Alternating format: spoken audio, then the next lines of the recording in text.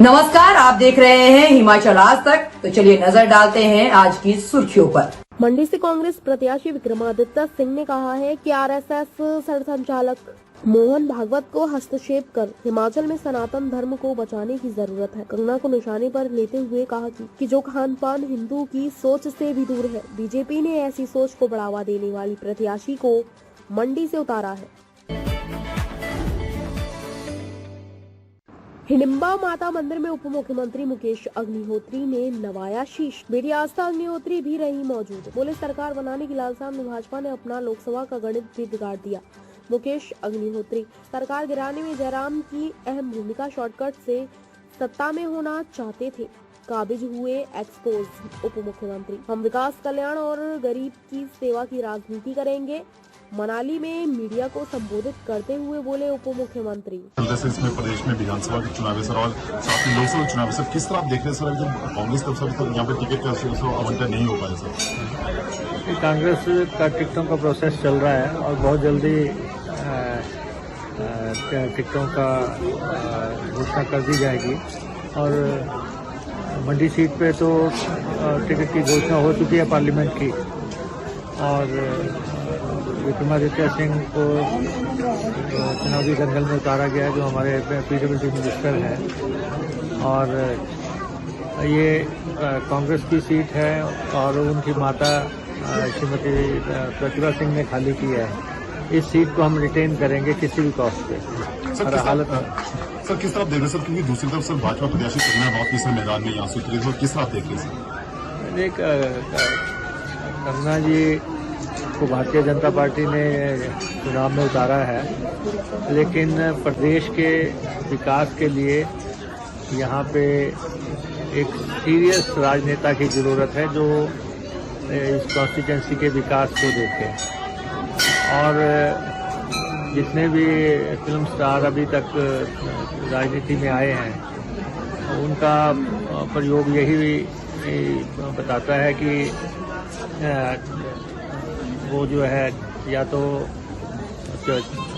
जल्दी ही फील्ड को छोड़ गए, या उन्होंने विकास और कल्याण की राजनीति नहीं की।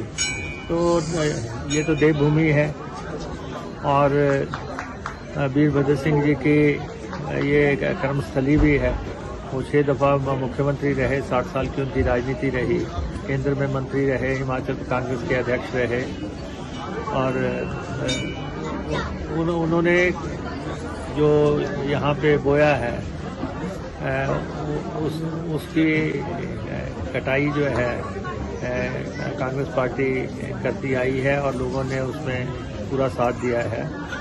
और इस समय विक्रमादित्य सिंह बेहतरीन कैंडिडेट हमारे पास थे, और इसीलिए उनकी मदर ने ये सीट छोड़ी है।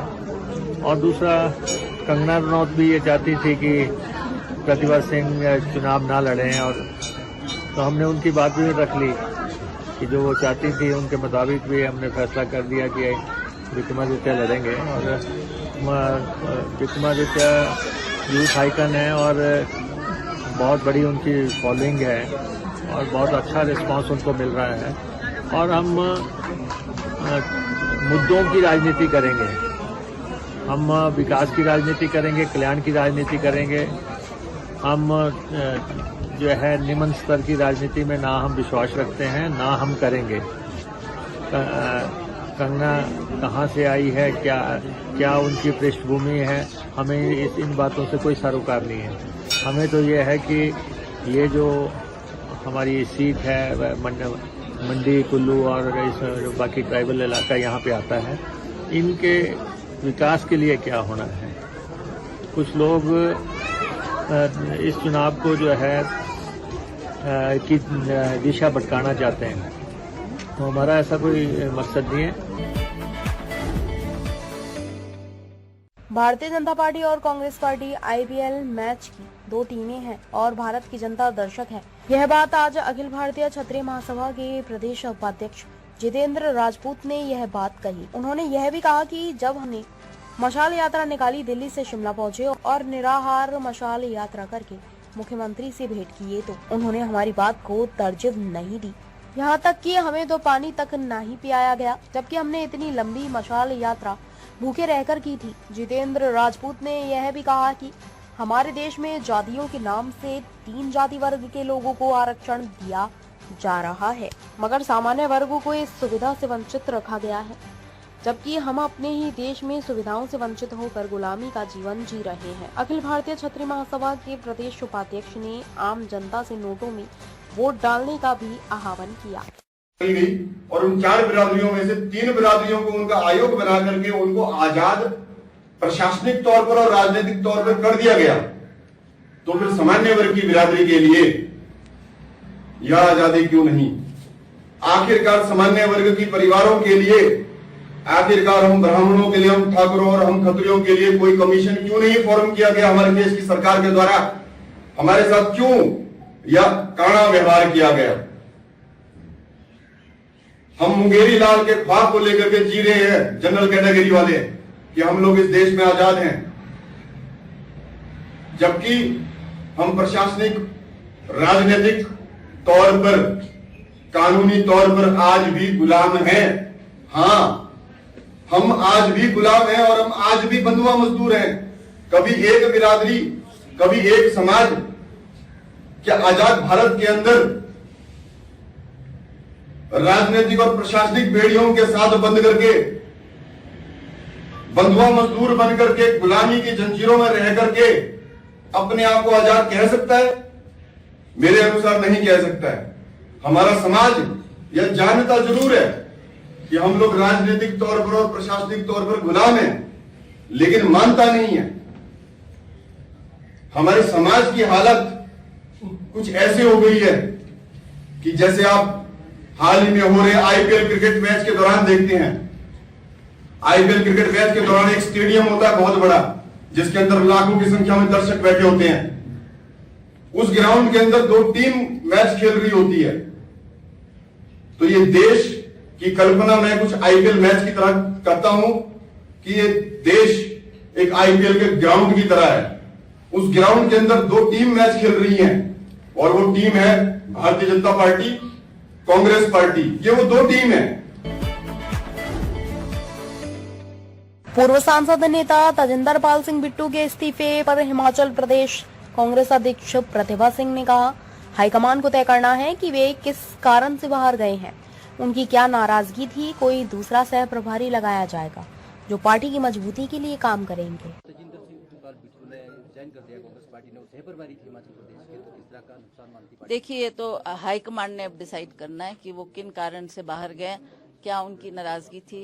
मुझे नहीं इसका ज्यादा ज्ञान, पर कोई ना कोई दूसरा सह प्रभारी लगाया जाएगा ताकि वो हमारे हिमाचल प्रदेश में जो ये इलेक्शन हो रहे हैं उसमें उनकी नियुक्ति होगी और वो भी पार्टी की मजबूती के लिए काम करेंगे। मैडम, बीजेपी ने प्रचार शुरू कर दिया है, आप लोग कब से फील्ड में जाएंगे?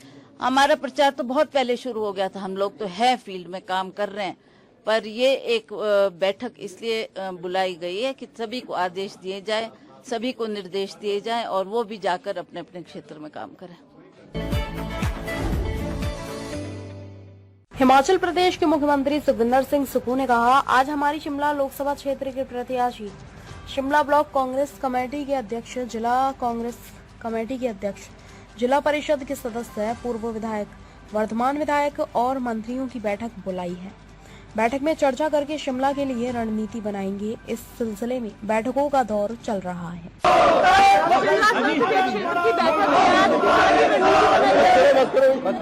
कल ही हमारी मंडी पार्लियामेंट की बैठक हुई थी और मंडी पार्लियामेंट की बैठक में हमने जो विधानसभा क्षेत्र के ओपिनियन लीडर होते हैं, जो अपने विचार रखते हैं, हमारे कांग्रेस पार्टी के संगठन के पदाधिकारी, उनसे विस्तृत चर्चा की और विस्तृत चर्चा करने के बाद आज हमारी शिमला लोकसभा क्षेत्र के प्रत्याशी श्री विनोद सुल्तानपुरी जी जो यहाँ से है, शिमला पार्लियामेंट के सभी ब्लॉक कांग्रेस कमेटी के अध्यक्ष, जिला कांग्रेस कमेटी के अध्यक्ष, जिला परिषद के सदस्य, पूर्व हमारे विधायक, वर्तमान विधायक, वर्तमान मंत्री, सबकी बैठक प्रदेश अध्यक्ष जिन्हें अभी बुलाई है। तो हमने उस बैठक में चर्चा करेंगे और चर्चा करने के बाद शिमला में, क्योंकि मंडी की रणनीति अलग होगी और शिमला की रणनीति अलग होगी, तो इस सिलसिले में इन बैठकों का दौर चल रहा है। हिमाचल की खबरों को देखने के लिए जुड़े रहें हिमाचल आज तक के साथ।